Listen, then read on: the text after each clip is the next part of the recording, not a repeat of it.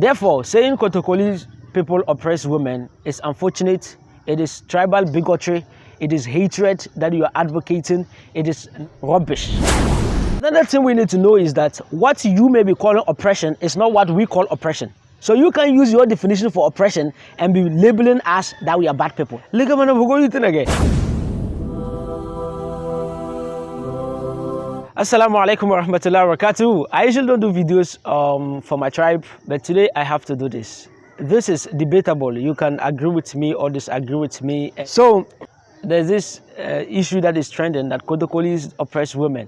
When I heard it, I said, really? Again. So the fact that you say Kotokoli people makes everything you say next rubbish. Because it is not only in Kotokoli people that you find people who oppress women. All tribes. Mention one tribe that we cannot get people in it who oppress women. I challenge you again. Mention one tribe and I'll get 20 people to testify against it in the next 3 hours. If you say that Kotokoli people, they do it too much, what is your research? What evidence you have? Just because one or two experience that come, you say. So whatever you say next, just because you say Kotokoli, it makes everything rubbish. There's no single tribe in Ghana or everywhere that you can get people who oppress women. So to leave yours and come and be pointing at some people, you yourself need education.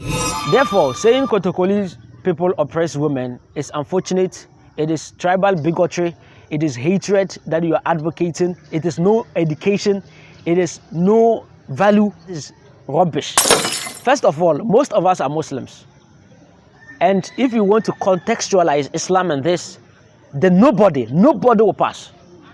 Nobody will pass from our Malams to us, to the next. Nobody will pass. Not a single tribe, not a single person will pass, including you, the one talking. So first of all, Islamically, let me ask you this. Is it the responsibility of a wife to cook for her husband, to wash his clothes, to clean the entire house, and then to bath the baby? Is it the responsibility? No, Islamically, no. But your wife do say, your wife do so. She cleans the house, she washes your clothes, she cooks for you, she baths your baby. She does all this for you. You don't know you are oppressing her. You are oppressing her. You are oppressing the woman. But you leave yours aside and you want to point at other people. You understand? You can say, oh, she's doing it willingly. You are lying. Brother, you are lying. You are lying, bro. No wife or no woman. No woman will will to be cleaning your house every day. No woman will will to be cooking for you every day. No woman will will to be bathing your baby and cleaning your house every day. While you are sleeping, you are sleeping and she will be cleaning your house every day. You are sleeping and she will just be cooking for you. Hey, your wife does all these things for you. And then you don't know that's oppression. You're oppressing her and you cover yours. Then you want to point at other people that they are those who oppress women. So Islamically, we all have failed. We all have failed, Poto. You understand? But we can't talk about these issues ignoring culture. Let's come back to our culture. You understand? As Muslims, whatever in our culture that agrees with Islam is what we are supposed to follow. And whatever that defies or that does not conform with Islam, we need to do away with it. You understand? So we all are trying our best one way or the other to follow suit, to do what is right. You understand? So just because you think, because it is a thinking you are having, just because you think you have been able to fulfill or to follow Islam, leaving your culture to follow what Islam teaches, doesn't mean everybody has the capacity to be able to do so. So if you come to talk about these things, you need to understand that we have individual capabilities. What I'm able to do is not what other people will be able to do. You see these tribes, Kotokoli, Chamba, Dende, Dagomba, and most tribes, we believe in communal activities. You understand? If there is an occasion in the family, everybody will come. Their wife, everybody will come to help. That is what we are made for. That is where we get the love and the unity. We don't just stay all access. This one is staying over there, this one, no. Everybody can stay wherever they are, but if there's an occasion, everybody comes. Why did they come? Because they come so that we'll join hands to do work. Even if the work is little, everybody will put hand to do. And that is what we are known for. That is the love we are. We are never going to, put this thing aside. Just because you have some small education, you think you will not allow your wife to go to the family house. That is you. We will let them go. If your in-law has an activity, he can invite you. You all go, the family, everybody go, you go to the farm, you join hands to help. That is who we are, and that is what brings us love. That is what helps us to identify each and every person's capability, know how we can help each other. So you can call that slavery. You can, because the women that come there, they say there's an occasion, and then they go there and they work like maids. Come on, man. You are coming together to help as women, to come. This one will take the cooking aspect. This one will take this aspect. Plenty women in one family, they all come together to do one work. You come here saying you work like maids. Come on. So everybody come together and then they work this, and that is what we are known for. This brings love. Other than that too, today you are working for another person. You are joining hands to do the naming ceremony of another person and his wife who is not joining you. Tomorrow, that person who you work for is the one going to stand in your face to come and do those works. You understand? So I'm not saying you are doing that, they are doing that work for you, but they are doing it to help you, because without them, somebody got to work, somebody got to cook, somebody got to ensure that the program goes well. It is communal activity. You don't call this maid or slavery. This communal activity we are doing, or families coming together to work, it is nothing, does not go against Islam. Another thing we need to know is that what you may be calling oppression is not what we call oppression. So you can use your definition for oppression and be labeling us that we are bad people. According to you, if a woman cleans the house or she helps her in-law wash her clothes, it is oppression. That is according to you. But to us, that is not oppression.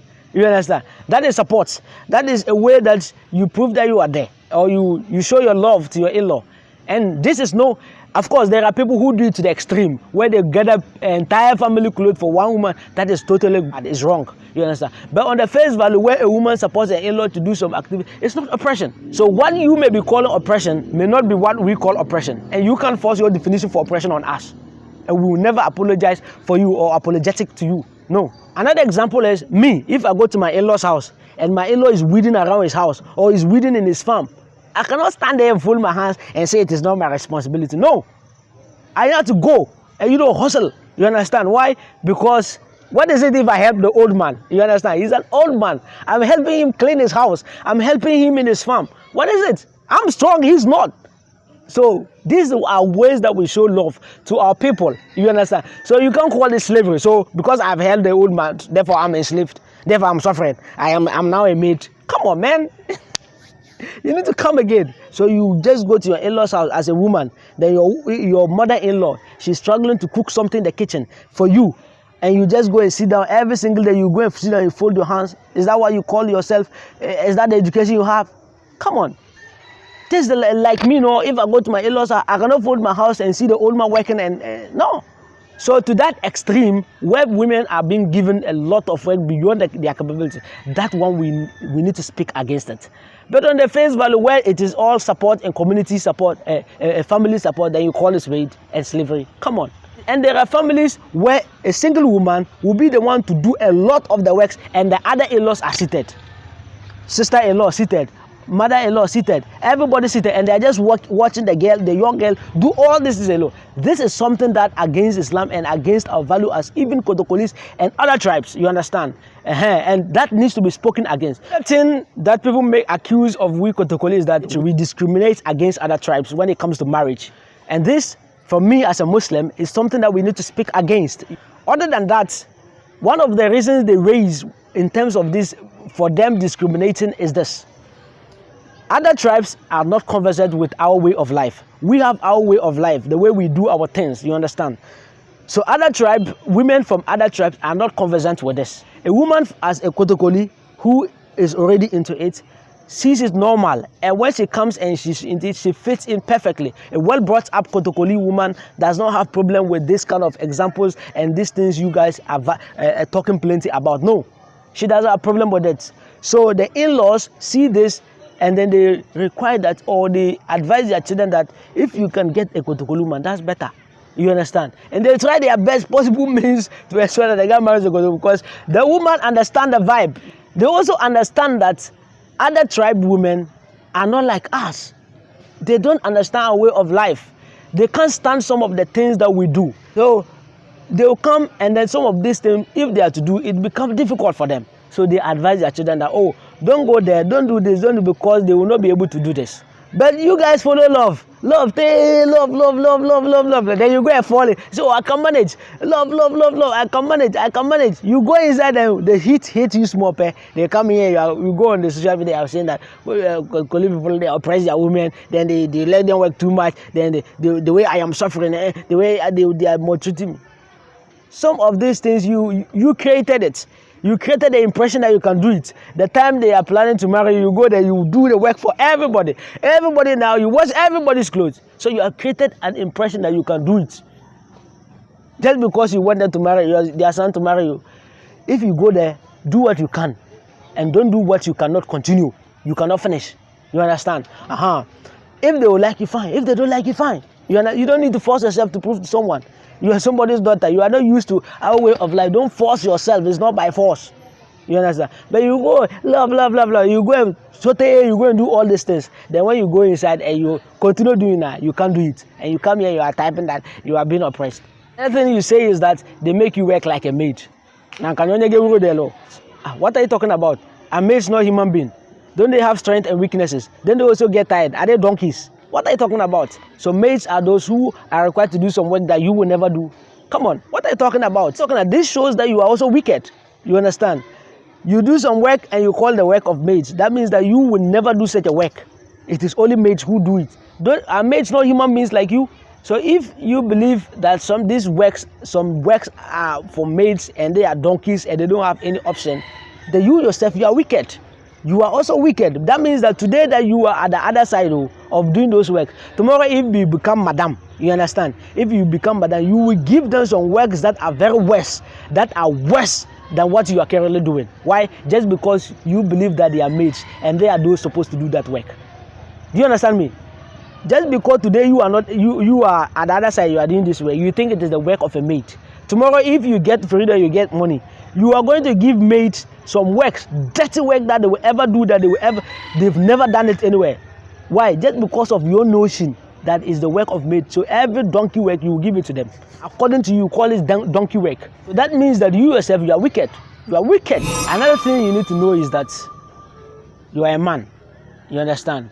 When women bring issues like this, you need to tap cool and then address the issue accordingly. You don't come also ranting, because what is it going to change? What is it going to change? You just come, you are ranting. What is it? It's not going to change anything. It's not going to change anything, not even a dot is going to change. It's not going to change anything. So you need to tap cool and then advise and see ways and means you can address the issue. But you come and you're ranting and then go and advise your fathers. Go advise your... We will not advise anyone. You yourself need advice. So with this, what I have to say is that don't do things to create impression. If you know this is our life, this is our lifestyle, and we are never going to change for anybody. You see these tribes, Kotokoli, Chamba, Dende, Dagombes, Mamprusi, and other similar tribes. We have our way of life.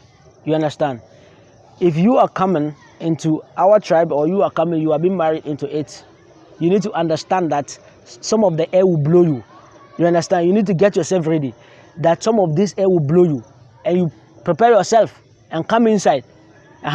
If you will not come, khalas, then go. You understand? But don't come inside trying to change them, trying to change us. We will not change for you. We will not change for you. Like this communal family activity, we will never change it for you. You understand? Things that are disagreement with Islam, we endeavor to stop it. You understand? But other than some activity, some mere activity you do, and you call it, you target names, and you say we should change, we will never change it for you, and we will never apologize for being who we are, and we will never be shy to tell you that who we are. If I come as a Kotokoli boy, I ask for your hand in marriage, you say you will not agree. Let me go. Just sack me. You don't go and accept an Indian, then you go to India people there, they say, and you say you want to go and change them. It doesn't work like that. To agree to something means that you know what you are going to. You don't go there with the notion that you are going to change them. No. You endeavor to do what you can. You understand? And what you can't, don't force yourself. If they give you work you think you cannot do, or tell them. Tell your husband. Find ways and means to deal with it. Don't come here and be ranting. You can't change anybody.